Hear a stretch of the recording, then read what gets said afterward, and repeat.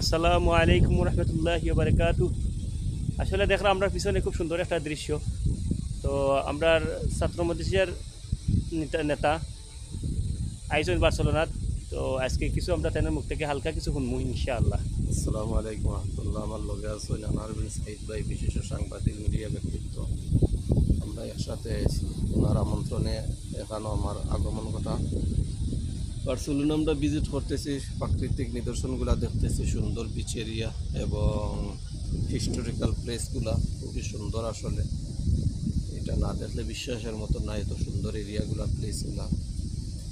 এই কারণে আমরা বেশি বেশি ভিজিট করতাম। আর সৌন্দর্য, মাধুর্য, প্রাকৃতিক আবহাওয়া, পরিবেশ, এগুলো আমরা উপভোগ করতাম। ওকে। রমজানের মাস, ইনশাআল্লাহ রমজানের মাস উপলক্ষে আপনারা দোয়ার মাঝে আমরা সামিল রাখবা। এই বিশেষ করে আমরা যারা প্রবাসী আছি সকলের লাগি দোয়া করবা ইনশাআল্লাহ।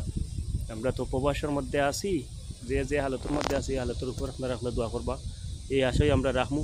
দেশ এবং বিদেশ সকলের কাছে দোয়ার দরখাস্ত। যারা মক্কা মদিনাত আছেন বর্তমানে উমরাত এবং সফররত অবস্থা, বিশেষ করে তারাও আমরা লাগে দোয়া করবা ইনশাআল্লাহ। তো বিশেষ করে দোয়ার দরখাস্ত সকলের কাছে দোয়া করবা। আল্লাহ হাফিজ। আসসালামু আলাইকুম রহমতুল্লাহ।